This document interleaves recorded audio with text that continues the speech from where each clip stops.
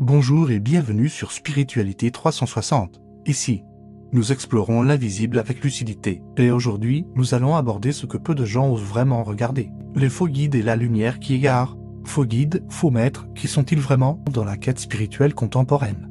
De plus en plus d'âmes cherchent des réponses, des repères, des vérités. Dans cette recherche, nombreux sont ceux qui se tournent vers les soi-disant guides spirituels, présences lumineuses, perçues lors de méditations, entités canalisées, voix intérieure dite sage ou encore figures présentées comme maîtres ascensionnés. Mais une question essentielle se pose, qui sont-ils vraiment? L'astral, un royaume de formes et de miroirs. Les plans astraux sont peuplés d'entités qui répondent aux croyances, aux attentes et aux vibrations des humains.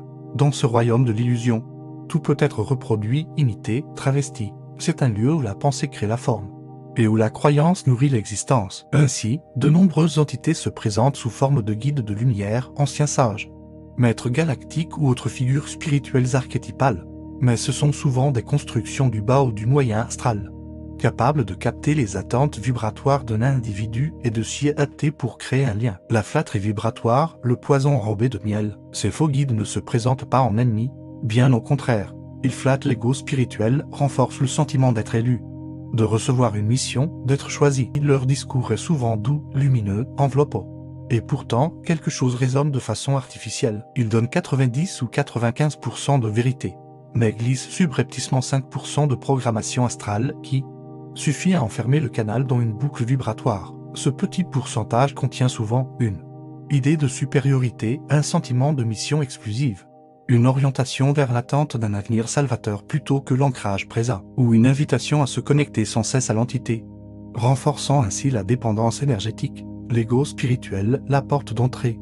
Le faux guide ne peut pénétrer que par une faille préexistante, l'ego spirituel. Celui qui pense être plus avancé. Celui qui cherche à devenir un canal privilégié. Celui qui veut être reconnu comme un être de lumière évolué, devient une cible facile. L'humilité profonde et une protection vibratoire, le silence intérieur, le non-attachement aux formes et la vigilance du cœur sont des filtres naturels. Plus on veut voir et entendre, plus l'astral propose des illusions adaptées. Comment les reconnaître? Voici quelques signes qui permettent de distinguer un faux guide. Le message te rend dépendant d'une entité extérieure. Il alimente le besoin d'être spécial ou choisi.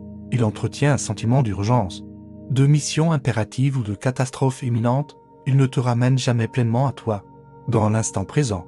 Il t'éloigne de ton discernement intérieur pour te relier à une autorité supérieure. Vers le vrai guide, la conscience nue. Le véritable guide ne parle pas toujours. Il est silencieux, il n'impose rien. Il ne donne pas de mission. Il n'a pas besoin d'être nommé. Il est souvent une simple présence ressentie dans l'équilibre, la paix, l'évidence sans mots. Le vrai guide nous ramène à notre propre centre. Il nous invite à nous responsabiliser, à nous dégager des projections, à devenir autonomes vibratoirement. Dans un monde où l'astral regorge de pièges présentés comme messages de lumière, la seule véritable protection est la lucidité, la simplicité vibratoire et le retour à soi. Aucun maître, aucun guide, aucune entité ne peut te révéler ta vérité profonde. Cette vérité se vit en silence, dans l'éveil de ta propre présence. Ce que tu cherches n'est pas ailleurs, c'est ce qui regarde maintenant en toi. L'illusion de la lumière astrale quand la clarté devient un piège. De nombreux chercheurs spirituels relatent des expériences de lumière intense, d'amour inconditionnel et de visions célestes lors de méditations profondes.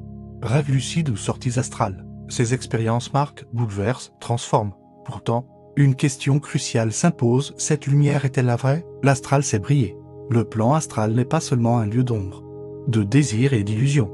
Il est aussi capable de produire une lumière saisissante, une lumière qui simule la pureté, qui enveloppe l'amour, qui donne l'illusion d'avoir atteint un sommet spirituel. Cette lumière peut être belle, mais elle n'est pas libre, elle est encore conditionnée par les formes, les attentes, les croyances. Elle agit comme un miroir émotionnel, elle reflète ce que nous voulons ressentir, et plus encore, elle confirme nos croyances. Le chercheur sincère, ému, croit avoir atteint l'unité, alors qu'il explore encore le haut de l'astral. L'astral supérieur, le dernier masque avant le réel. Plus subtil, plus silencieux, plus cohérent que le bas astral. L'astral supérieur est souvent confondu avec la vraie lumière des plans unifiés. C'est le domaine des entités soi-disant christiques, angéliques, galactiques, mais tout cela reste dans le monde de la forme et de la séparation.